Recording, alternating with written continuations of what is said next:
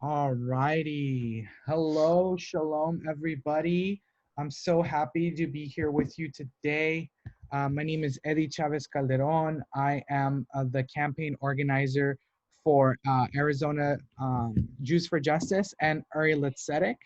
I am so happy to be joined here with an amazing teacher who Rabbi Shmuley Yanklowitz has talked to me about during my own spiritual and activist journey. Um, I am really excited based off of what's been happening not only in the United States, but globally. And we've been seeing the rise in hate and racial tensions that have been building up. So this program truly is an important call for us. And we're excited to be here. I have the great pleasure of introducing Rabbi Dr. Meesh Hammer-Kossoy, who serves on the senior leadership team, teaches Talmud, and directs the social justice track at the Pardes Institute of Jewish Studies in Jerusalem, an open, co-ed, and non-denominational Jewish learning community where students encounter and grapple with classic texts and traditions of Judaism, while exploring their relevance to today's most pressing issues. Rabbi Meesh is engaged in a variety of social campaigns, especially in areas of women's and human rights and peace. Originally from Washington, D.C., beautiful place, Rabbi Meesh has a BA in the Brandeis and a Ph.D. from the New York University. Her dissertation explored the courage manner in which the rabbis of the Talmud created a new criminal punishment system. Rabbi Meesh, among with the first cohort of Orthodox female rabbis, was ordained in June 2015. She completed her studies at Beit Midrash Har'el, Har'el, and received ordination from Rabbi Herzl, Hefter, and Rabbi Daniel Sperber. Rabbi Meesh also serves as the director of admissions and social engagement and writes an online course for ICJW, International Council of Jewish Women. She has a PhD, in Talmud from NYU. I have the great honor of introducing Rabbi Dr. Meesh Hammer-Kossoy. Gosh, thank you, Eddie. That was a lot. I am holding for myself the sort of joy that I'm feeling to see some of my former students and friends and teachers, and as well as my parents. And that's very joyous with the heaviness of the moment. Echa hayta lezona kriya nemana, maleti mishpat tzedek yalin ba, v'atam meratzchim. This is the prophecy of Yeshayahu, of Isaiah. He said, alas, she has become a harlot, speaking of Yerushalayim, the faithful city that was filled with justice, where righteousness dwelt, but now murderers.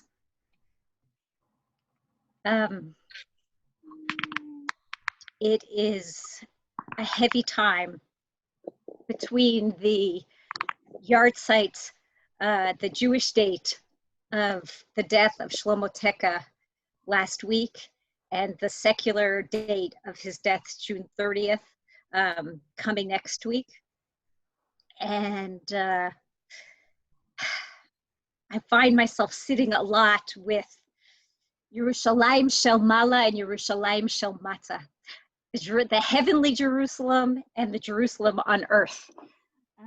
To really hold them both as, and the Ethiopian community, the Ethiopian Israeli community is an inspiration to me in that, because of their ability to both hold Yerushalayim Shel Mala and Yerushalayim Shel Mata. And they don't always line up precisely, and they don't, and it's not always one or the other precisely either. It's not fair to sort of box those things out. We are, the Ethiopian Israeli community loves the state of Israel, and I love the state of Israel, and I have been living here for about half my life, as I was saying earlier, really for me is a dream, a fulfillment of a fantastic prophecy, to be part of, to live in Yerushalayim, and yet we haven't completely realized all of the dreams that we have for Yerushalayim, and there's much work still to be done. So we're going to learn Torah tonight, and it's going to be learning, but I'm going to give it a little bit of a political and social context. It's part of a series on anti-racism that's being run by Uri L'Tzedek, which is so blessed. And I know that the focus there is very much on what's happening in America. And I'm shifting it a little bit, and also very anxious about the equations. I was listening to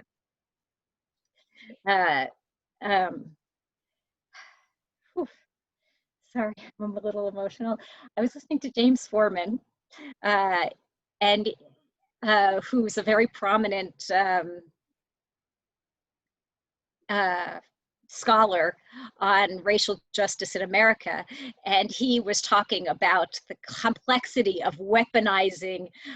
He himself writes about Black violence within the Black community and the fear of, and he names there's a sort of fear that if you say that you don't like everything that's happening in the Black community, then those things will be weaponized, have been weaponized, and are used against the Black community. And when I heard him saying those things, you know, it both seemed, it resonated so deeply with me also about what's happening in America.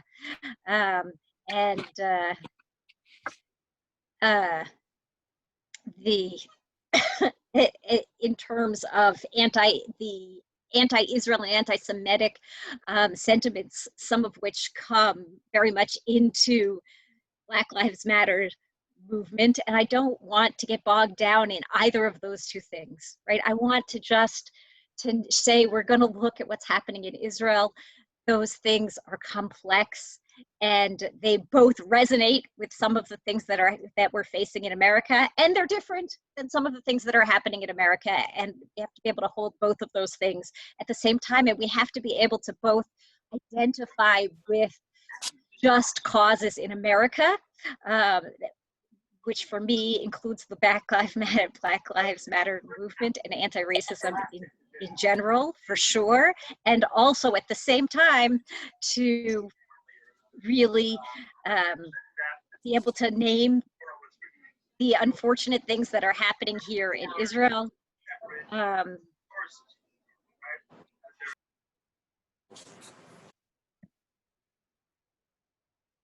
Muted. Eddie? Do you hear me? Okay. Yes, you should be okay. Yeah. Okay, so gosh, that was a very long introduction, but I think unfortunately a necessary introduction.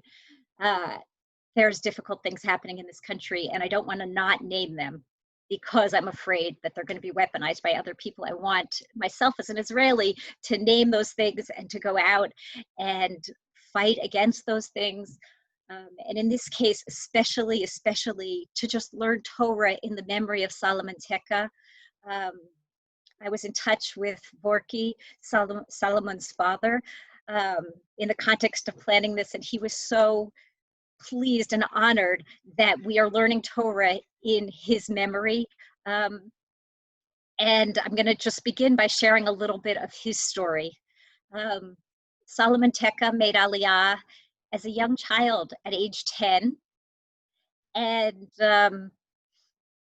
he was living in Kiryat Chaim, which is a neighborhood in Haifa. And he was very active in a youth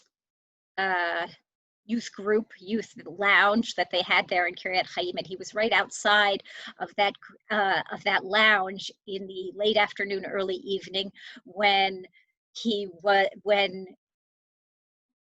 an officer whose name we don't know yet also was there in plain clothes with his wife and 2 children, and his wife spotted what he thought was Solomon being paid extortion money from small children. And the police officer approached the Ethiopian youth and accused them and asked them to empty their pockets, identifying himself as a plainclothes police officer. And they perhaps didn't believe that. And that's what we know. That's what we know for sure happened. And what we know happened afterwards was that Solomon, who was not yet 19, was killed by a bullet that probably ricocheted after having been shot at the ground near Solomon's feet. It's possible that Solomon had been drinking. It's possible that he had thrown rocks. It's possible that many things are possible. But one thing that we know for sure is that it was a great tragedy that Solomon was killed, and that the officer has been indicted and is currently undergoing trial right now for what's in Hebrew, Grimat Hariga Barashlanut, which was translated in the paper today as negligent homicide. But I wonder whether it should have been translated as negligent manslaughter. Grimat, causing death by negligently causing death. In any case, he's on trial now. And when that happened on June 30th, immediately there were major riots in Israel, which led to well over 100 arrests and dozens of injuries, both of police officers and of Ethiopian Israelis of Ethiopian descent, and a tremendous amount of anger. And at the time, also, Vorky, Solomon's family, was saying, please calm down and don't be violent. He said, he supported the protests and appealed for calm, saying, I want to thank the Israeli people for their support of us. I'm asking the demonstrators not to use violence, and I'm calling on the police to behave with restraint and tolerance. I can't have my son back, but we want there to be a fair trial and a just legal system. Let my son be the last. No more children be killed. So I think, their family is of course thrilled that this is the way that feels very appropriate to them to mark his tragic death and to call for social change in difficult circumstances. So, okay, that's the background. I want to make sure that I want to give you three units of three episodes of Torah, but I want to just give a little bit. You may not have that much background. The Ethiopian community, there's about 120,000 Jews of Ethiopian descent living in Israel right now. Close to 40,000 of them were born in Israel themselves, but came in the 80s and 90s in rescue operations. And there's something that's that's a true dream for all of us. After thousands of years of dreaming, the Ethiopian community hadn't been, by their own, there's some question about how the Ethiopian Jewish community, what their origins were, but the primary narrative that we'll be looking at today is that they were separated. They're descendants of the tribe of Dan that was exiled with the Northern Kingdom in 721 BCE. So that's for 2,700 years. They have been dreaming of coming back to the land of Israel, and now this is the fulfillment of that dream. And for non-Ethiopian Israelis, this is a realization of the ingathering of the exiles of our prophet, of our readings of the prophets, and an incredibly bold attempt to say that that race doesn't matter and that everyone can come back to Israel. So this has been an incredible dream, and with tremendous risk and tremendous cost to the state of Israel. The Ethiopian community made a trek and had huge losses. 10 to 15,000 people died making the walk from Ethiopia to Sudan, trying to get to Israel, where they were airlifted to here. And the Israelis, through bribes and covert operations, which are all very exciting and themselves worthy of a great, and movies have been made about it, to come back to Israel. So that's all very, very exciting. And yet, and that's the dream. That's Yerushalayim Shel Mala. That's the higher Jerusalem. And yet there's also a lower Jerusalem, which is that wasn't everything. It didn't go as smoothly as we would have liked for it to go. The Ethiopian community experiences poverty at some of the highest rates of Jewish communities in Israel, and they are incarcerated at higher levels than any other group of Israelis, including Arabs. They tend to get harder sentences than other people who are convicted of the same crimes. They tend to get more difficult sentences. And so there's an understanding that in some ways that resonates with many of the things that you are fighting about in America, and that need to be also addressed here, that we were rioting about last year, and that we're continuing to fight for those things here. So we're doing work on those things, but we have a ways to go. So that's what we've come together to sort of think about. And I think I'll leave, in the interest of time, put that aside, and now just move into the Torah part. What my great interest is to just share with you how did it happen? This group of Jews who have been separated from the Jewish people and not in contact with the Jewish people from 721 BCE. And how it came to be that, what kind of contact did they have? What makes them part of our same community? What does that look like to be part of our same community? So I'm going to share screen with you. I hope that you have the source sheet. Eddie, can you enable me for screen sharing? Or make me the host again? Eddie, are you here? Yes, I am letting you do that right now.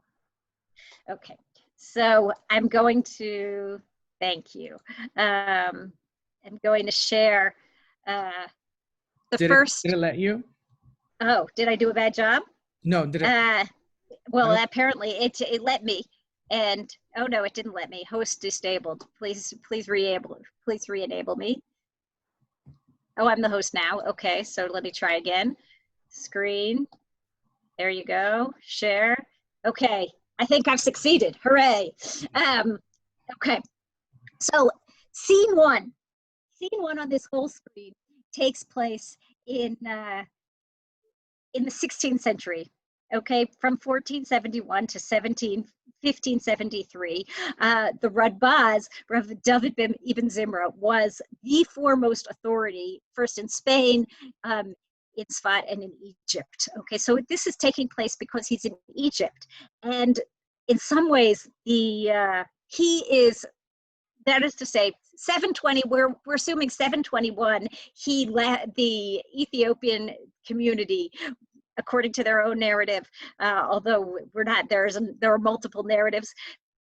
They were separated from the rest of the Jewish community, and there's very, very little testimony to connection, to back and forth between the rest of the Jewish people and the Ethiopian Jewish community. Very little actual connection between those two groups, and so it's actually terrifying, but how it happened. that the contact happened. So this is what happened. Here's the question. You asked me to express my opinion about the person who purchased a Habashi slave from among those Jews who live in Ethiopia, Kush. How should I behave towards him? Does he go free after 6 years or not? And do all of the other laws of slaves apply or not? Okay, so this is a really complex question. The question is as follows. The Jewish people, the Bible lays out a system of slavery. And Kush, Ethiopia, in that time was a place of many wars. And Egypt was north. And the Habashi slave, the Ethiopians were taken as slaves in the context of that war and sold into captivity. And they were purchased by Jews in Egypt. And what's interesting is that as they're purchased, behold, they purchased this Jew in slavery, and as a slave, and they discover that they're Jewish. Now, Jewish slaves and non-Jewish slaves have a different set of rules. Jewish slaves only serve for 6 years, while non-Jewish slaves serve for much longer. And Jewish slaves have a whole set of rules, requirements that they have to be treated. If you, the slave owner, eat steak, then the slave also has to eat steak, the Jewish slave. If you have a pillow, then the Jewish slave has to have a pillow. But those conditions don't apply equally to a non-Jewish slave. And that's a very complex question, right? But that's the question that's being posed to the Radbaz. And boy, what a zinger of an answer he gets. Because, of course, what he wanted to hear was, I don't know what he wanted to hear, but he had two. I assume he wanted to hear that he's your slave forever, and at the very least, he didn't want to. He was planning to have him for at least 6 years, and what the Radbaz says is the only kind of Hebrew slave is one, and I'm back here to this place in this. The only kind of Hebrew slave is one who is sold by the court to repay what he stole, or someone who sells themselves. However, a person is not allowed to sell themselves unless they're extremely poor. So you're not there. And even to repay a creditor, one may not sell oneself. So you can only sell yourself if you actually need food. Therefore, the person who purchased a Habashi slave, once it's become clear that they're a Jew, this purchase is nothing but the ransom of captives, not the purchase of a slave. Right? You thought that you were purchasing a slave, and what you were doing was a huge mitzvah. You had the mitzvah of ransoming captives. And that is an obligation that you have, a halachic obligation to save your Jewish brethren. When you redeem them from slavery, then they're redeemed. And that's what the text goes on to say, that if someone who sells themselves to a non-Jew, you have to, the next of kin is supposed to redeem them. And if not, if the relatives don't do it, then every Jew has to redeem him. And how much more so in this case, since the individual stepped up and redeemed him, the individual, the slave owner, as if to say, has merited doing this great mitzvah. But the redeemed individual is not a slave at all, and they can go free at any time they want, and they're just a laborer. You can pay them, but you can't. You can pay them to do work for you, but they're not slaves. So it's kind of a shocking. It's a little bit of a shocking response, an amazing question. It tells so many things about the economic situation of the time. It tells you how far we go back in terms of this dynamic of slaves being sold from Africa. And there's so many things that are disturbing about it. But the Radbaz's answer is so inspiring, this incredibly inspiring answer, which is, sorry, he's not a slave at all. You've done a big mitzvah, which is to redeem your fellow Jew, and they're let off. They have to be let free. But then he goes on to ask another question. And the next question he asks is, are we sure that they're really Jewish? Because they actually don't act like Jews in every way. They practice like the Karaites, who are Sadducees and Baitos, which is Sadducees and Baitos. We can talk about what are the Karaites. We'll talk. Sadducees and Baitos are ancient sects from the Second Temple period, from the years, let's say, from the year 200 BCE to 200 CE. These were a group of people that were the worst of the worst from a Jewish perspective, the Jewish villains. And the Karaites, on the other hand, are a sect that broke off from the Jewish people, from the rabbinate Jews in the 8th century. And by the time that the Radbaz is writing, they were significant Jewish population, significant competition even in some ways, especially in Egypt. The Rambam, who lived in the 12th century, until the Radbaz, who's living in the 16th century, during that time, Karaites were a major threat to the rabbinate way of life, and they were sort of the main Jewish competitors, right? So the rabbinate Jews, the rabbinic Jews, like that, which we are today, sort of said about the Karaites, wait a minute, they're not really Jews. We don't really have to support them. And now we have to figure out, are these Jews, these people who are the descendants of Dan, who you've just taken as a slave and now you have to release as a slave, you only have to release them if they're Jewish and not if they're Karaites. Once the question is if they're Karaites. So then he goes on to say, wait a minute, but the Jews who come from the land of Cush are without a doubt from the tribe of Dan. And this sentence becomes so important. It's being articulated in the 16th century. Those Jews who come from the land of Cush are without a doubt from the tribe of Dan, okay? They left in 721 BCE, and since they did not have sages that were masters of the tradition in their midst, they clung to the simple meaning of scriptures. They're not acting like Karaites because they broke off from rabbinic practice and they rejected the Talmud. Rather, they have some practices that look like Karaites because they never had the Talmud. The Talmud was composed in the year 600 CE. The Mishnah was composed in the year 200 CE, more than 1,000 years after they were already exiled.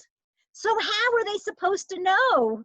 How are they supposed to know that they're supposed to keep Purim, that they're supposed to say Shema morning and night, that their practices don't look like our practices because they weren't there to receive the chapter of the Talmud and the Mishnah. And so if they would know about it, then they would be considered part of our Jewish people. Then they are, if they would be taught, then they wouldn't reject the Talmud. If they only knew the right thing to do, they would act that way, and therefore they're Jewish, and they shouldn't be held responsible for their mistakes, so to speak, because their mistakes come from their having been separated for more than 1,000 years before the Talmud was composed. It's not their fault. And therefore they are part of the Jewish people. Therefore we are supposed to redeem them, and we have to bring them over to their way. And then he raises a question about marrying them. Okay, I don't have time today to deal with the question of marrying them, although it looms huge. Okay, I've given you a very long source sheet so that you could go back and pick up all of these things in general, but this question of whether you can marry them, because I'll just say a word, can you marry, because among the things that they don't have from the Talmud is the whole tractate on how to get married, and even more important, the whole tractate on how to get divorced. And if you don't get divorced correctly, and then you get married again, then you're committing adultery, right? So from a halachic perspective, this opens up all sorts of dangerous halachic territory. But in this chapter, we've got, this is what we've got from this chapter. One, a mitzvah the mitzvah of redeeming the captives. You thought you purchased a Jewish slave. There's no such thing as purchasing a Jewish slave. 2, you thought that they weren't practicing like you. It's not their fault that they're not practicing like you. They've been separated from us for close already then to 1,000 years, to 2,000 years then, more than 2,000 years, and therefore they can't be held responsible. We just have to teach them the ways of rabbinic Judaism so that they'll know how to behave, and then they'll be and then they're again part of our people. Okay, I'm going to pause for a second to ask a couple questions because I realize this is so much information that some of it might be hard. So I am going to stop share for a second and see if there are a couple questions that people need to ask, just to, not big questions, but little questions to help you understand what's going on.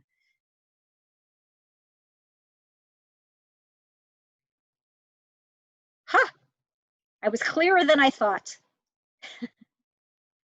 Okay, so if everything's clear, I'll keep going.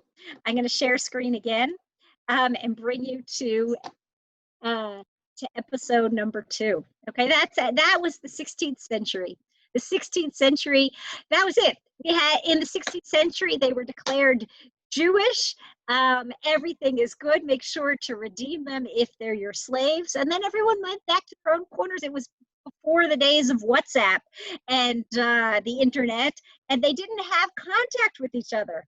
Okay, there was basically from the 16th century until the 19th century, there was very, very little, if just passing connections between the Jews in Ethiopia and the Jews in Europe, in the rest of the Jews in the Western world and in the Eastern world. Okay, the main there's much contact between Jews in Turkey, in Libya, in Morocco, in Tunisia, in the Arab world as a whole, and the Jews in Europe.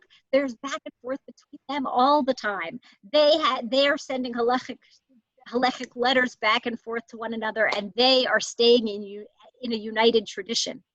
But the Jews who are living in Ethiopia have very little to no contact with the Jewish people until actually the missionaries come along. Once the missionaries come along, that they start to connect to East and West a little bit more, and that also brought the Ethiopian community in contact with the Jewish community a little bit more as Jews went back and forth. Okay, so I'm skipping many.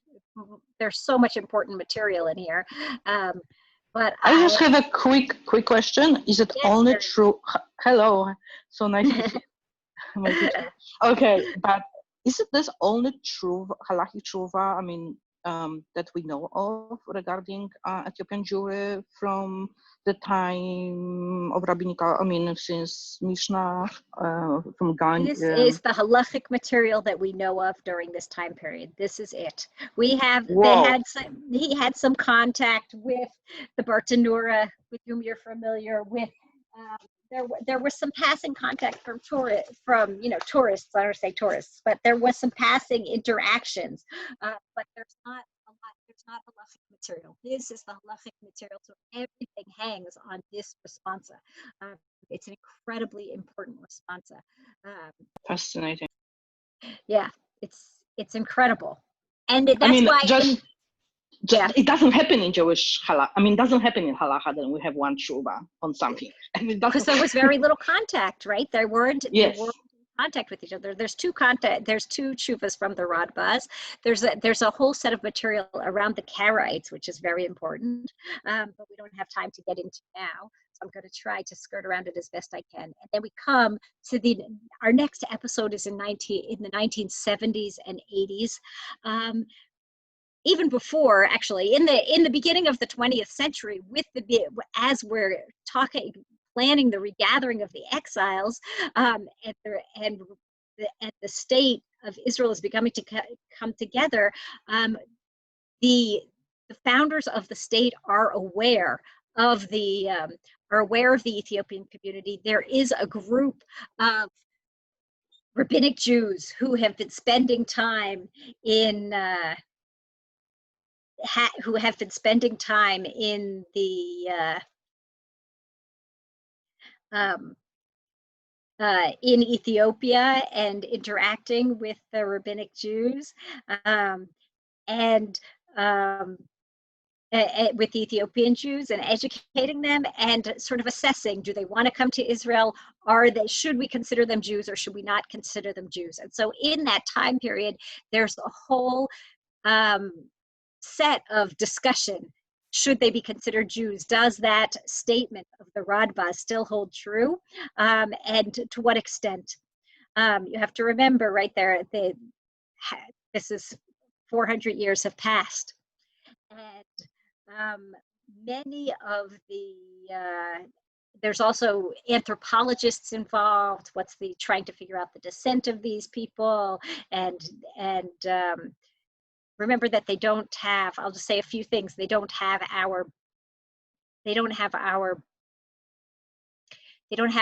speak Hebrew. The Tanakh that they have does not have the same books that we have. They don't celebrate Purim. They don't celebrate Pesach. They celebrate Pesach. They don't celebrate Purim. They don't celebrate Hanukkah. Of course, those things you expect. They don't say the Shema. Now, all of those things that we can imagine, they have tefillin actually, but their tefillin is white. Crazy. So many of the halachic positions there suggested that we should bring them over to Israel and convert them. But as soon as it was said, bring them over to Israel and convert them, not consider them legally Jewish, but just convert them in case. We'll treat them like Jews and that we'll bring them over to Israel, but we'll convert them just to make sure that they really are Jewish. That was primary halachic position that was being argued in the early years of the founding of the state, and the decades after the founding of the state. And because of that, and this is where the politics comes in, the founders of the state saw that they can't possibly have everybody they can't have everyone bring in everyone at the same time from Morocco, from Yemen, remember that the state of Israel, I'll tell you, for some of you may not know, that in there were about 750,000 Jews living in the state of Israel in 1948. And over the course of the next 10 years, the state of Israel basically doubled its population of Jews, right? That came, and many of them came from they came from all over. Many of them also came from Arab lands. So in the attempt to absorb all of those things, the rabbis decided, the founders of the state decided to prioritize, and they decided not to prioritize the Ethiopian Jews, perhaps because they were told, probably because it was said that they needed to be converted. So if they're not really Jewish, then they decided to pick and choose, as many people do when they ask rabbis questions. They asked the question, the answer was, do I have a response? Are they Jewish, and do I have to bring them to Israel? And the answer was, you have to bring them to Israel, but you have to convert them. And they said, so I guess I guess they're not Jews, and therefore they didn't bring them over. And that was the situation until Rav Ovadia Yosef came. Okay, so Rav Ovadia Yosef was the Rishon LeZion, the chief Sephardi rabbi of Israel, from 1973 to 1983.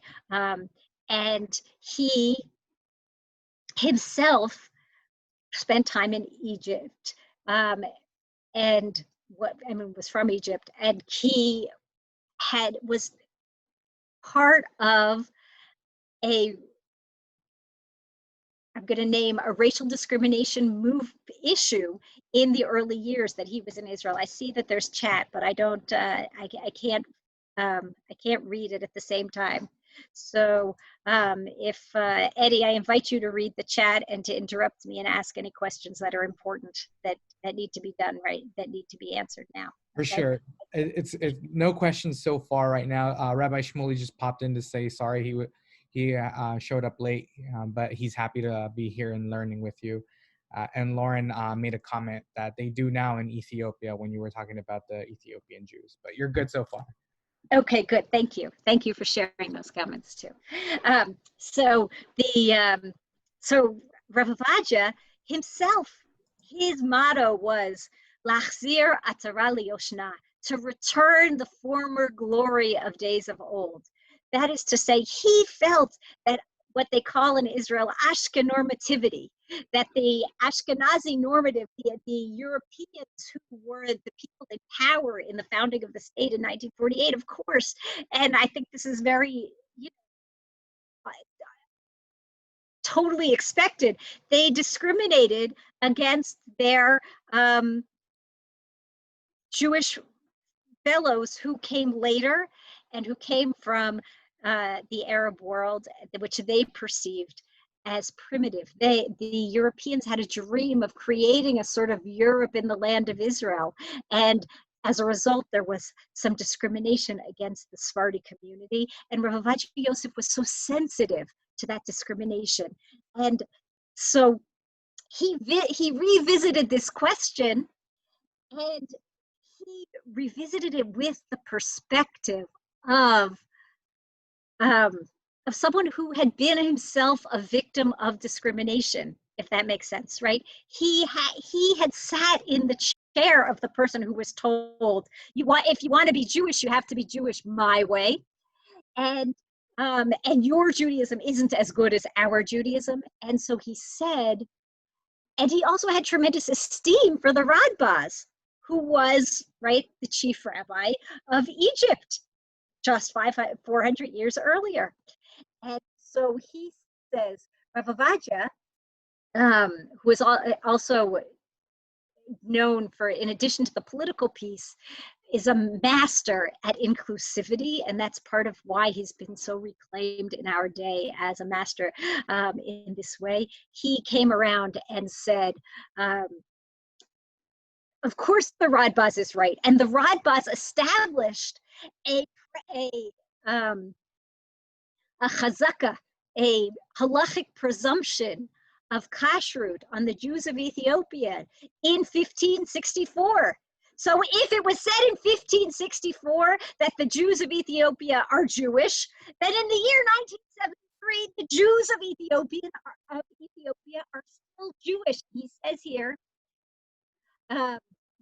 sorry, I'm jumping all the way to page 10 on your source sheet.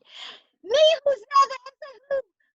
dares to come out against the entire community and to disqualify them and place a blemish in the sanctified? The presumption that they are Jewish is of great weight. You Ashkenazim, right? I'm putting the word Ashkenazim. You guys don't have the right to come and tell them that they're not Jewish. I'm not going to let you do that to them. We have a tradition that they're Jewish, and they are Jewish, and they therefore should be brought to Israel right now, and they don't need to be converted. And based on that, millions, that was probably one of the most expensive responsa ever written in Jewish history, because as a result of that responsa, they immediately went out and rented planes to bring over those 80,000 Jews from Ethiopia. In the matter of days, they brought those Jews over and they brought them to Israel. And it's been an amazing miracle. But the question, so his response, Rav Ovadia is a tremendous hero in the Ethiopian community, but he said this, I want to show one more thing that he said on page 9. I came to the conclusion that the Falashas are the descendants of the tribe of Israel that went south to Ethiopia, and there's no doubt that the sages mentioned above, who established who established that they were from the tribe of Dan. They researched and concluded based on fully reliable testimony. Oh, I'm sorry. And now that the Falashas have turned to seek me, to join with their brethren of the house of Israel in the spirit of Torah and Halacha, oral and written Torah, without any hesitation to fulfill the Holy Torah and the commandments according to the sages, now we have to hurry up and bring them to Israel. But this sentence, now that they are coming to join us, and in the spirit of halacha, oral and written, without any hesitation to fulfill the commandments according to the sages, that's the condition in which they could bring. So we have to bring them to the land, rush them to Israel, and educate them, and tell them, Shavu banim ligvulam. This is that the children should return to their borders, and they should be educated in religious schools. That is to say, we're going to turn them into Jews like us, and make them, their acceptance is conditional. Even by Rav Ovadia, who was such a hero to the Ethiopian community, his acceptance of them is conditional on their agreeing to be Jewish in the way that Rav Ovadia sees, or as rabbinic Jews see as the way of being Jewish. And I think that is, we could stop there and have a discussion, because I think that that's such a very powerful question of what's appropriate. But I want to briefly share the next section with you, and then I will stop, which is what happens in episode number 3. Because the question is, how does it feel to be brought to the land of Israel under condition that, and where many of the halachic authorities say you have to convert just in case, and prove that you're really, really Jewish, and be Jewish like us, let go of your old ways. And that was very, very hard on the Ethiopian community. And perhaps as part of what, now we have to remember, there are 6 million Jews in the land of Israel, and there's 120,000 Jews of Ethiopian descent. So you have to think about, what would it be like to bring in another tradition, right? Are you allowed to have a tradition that is so different? What would that do to our Jewish people? And yet at the same time, when you tell to a group of people that that their way is wrong and they have to give it up, it's also very difficult. And so we have a little bit of a dilemma. And that is the dilemma which Rav Sharon Shalom, who is a Jew of Ethiopian descent, who himself made Aliyah together with his family, and he witnessed the pain to the Ethiopian community, what that was, and what he sees as the problems, the social problems that emerged from that kind of what he thinks of as a religious discrimination. And he tries to suggest another paradigm. And that paradigm is one which allows for unity without uniformity. And he suggests some pretty big accommodations. He expects the Ethiopian community to, he writes at least in the initial, he got rabbinic smicha from the Rabbanut, but in his book, he goes through halacha by halacha, each practice of the Ethiopian community, and says, what should we hold on to and what should we not hold on to? One of the things he suggests is perhaps Jews should be allowed, Ethiopian Jews, one of their customs is to come into shul on Shabbos, and it says in the Torah, lo tirad panai rekam, don't come and see me empty-handed. And so their minhag, their custom, is to bring a financial donation to pass the plate in shul on Shabbos. And Rav Sharon Shalom says, it's only a rabbinic prohibition. Maybe we should accommodate that custom of theirs because we want to honor their tradition as well. And for you guys, I imagine that some of us are thinking, are you serious? Are we going to let the Ethiopian community, as if we're the ones that to let, right? But you hear the power dilemma here and how complex that gets to be. And how do we both absorb a relatively small community of 120,000 Jews from Ethiopia that come from such a different world, that they do want to join the general Jewish population. On the other hand, for their own dignity, for their own cultural pride, need to hold on to their own traditions. And so Rav Sharon Shalom comes and sort of kicks back and says, stop telling us to be like you. Let us hold on to our own traditions and give our traditions the place of pride that they truly deserve. So 3 episodes, if you will. Okay, and each of them tremendous in their and shocking and interesting in its own way.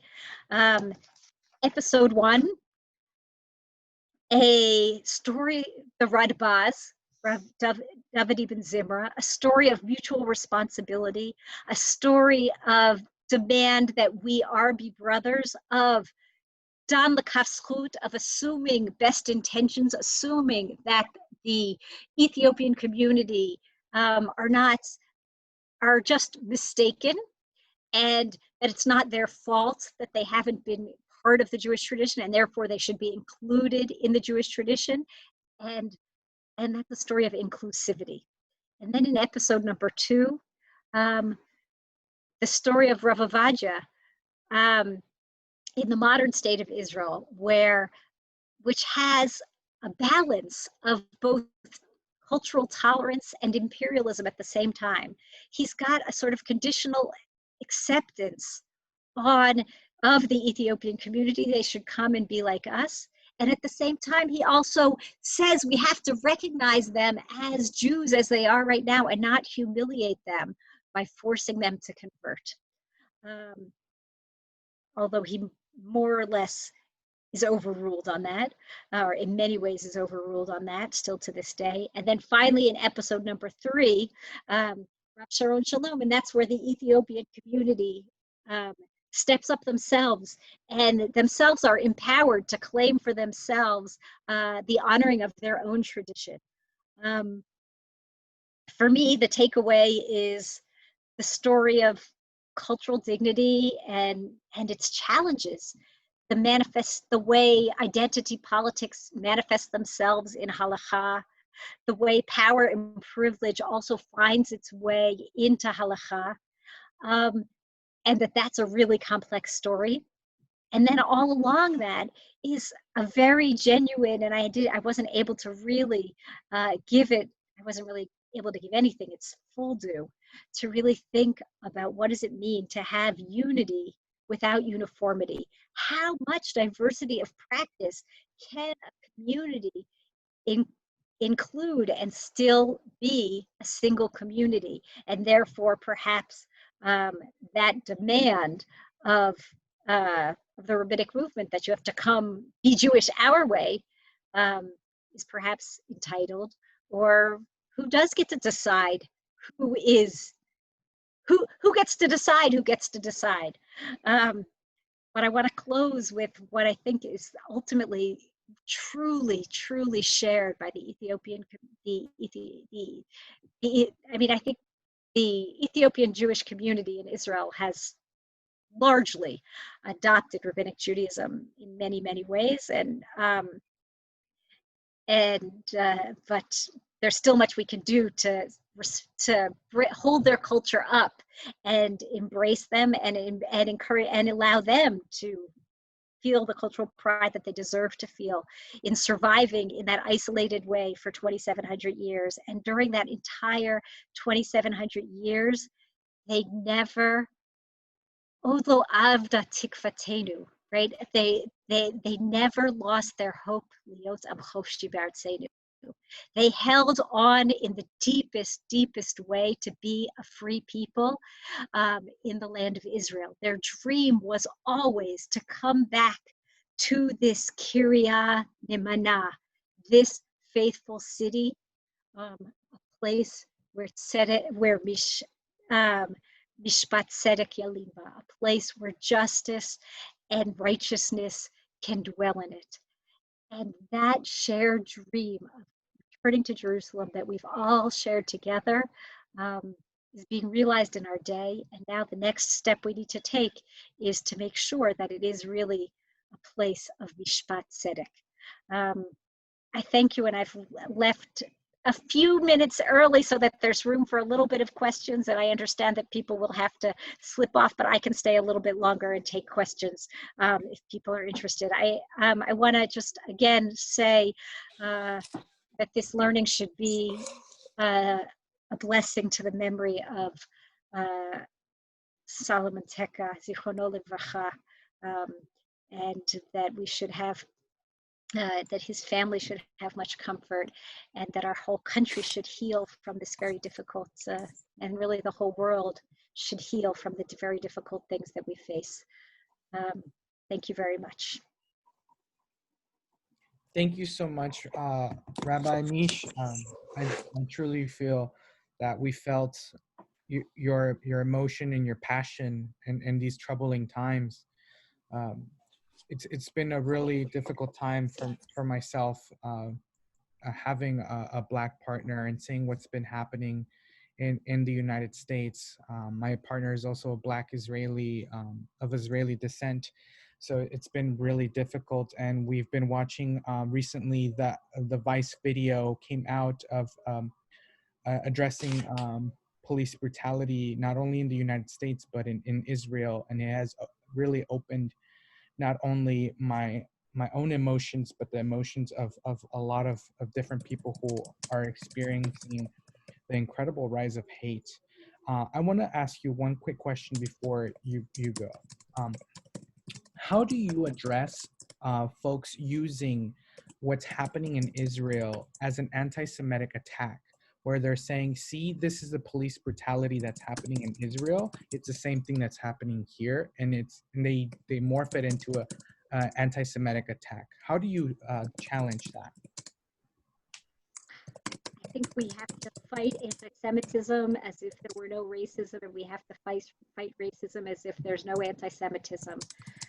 It's clear to me that there's no justification for anti-Semitism, and that the situation in Israel is the situation in Israel, the situation in America is the situation in America.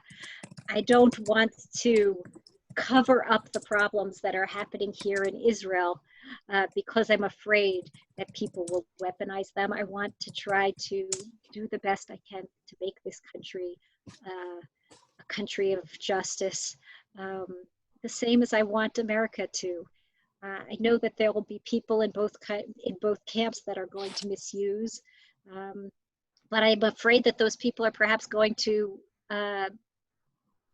foment hatred no matter what we do. So I think that educating and engaging in dialogue is the most important thing that we can do. I say that with humility, sitting from where I'm sitting, because I'm not in the thick of and I see some people give it, I know that I'm not in the thick of it in America, so I don't really know what that's like. So with much humility.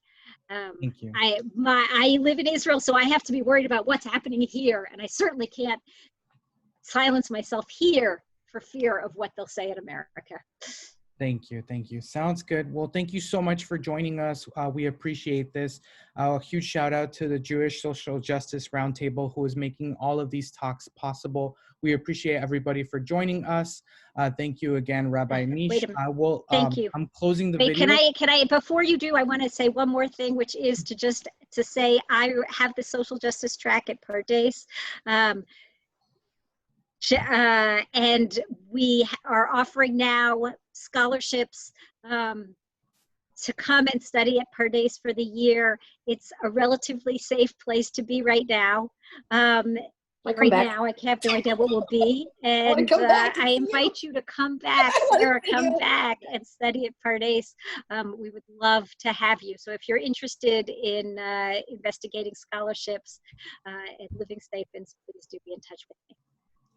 My email's on the source sheet. Blessings, everybody. Have a good day. Take care. Bye-bye. Thank you, Meesh. Thank you, Thank Eddie. you. Bye.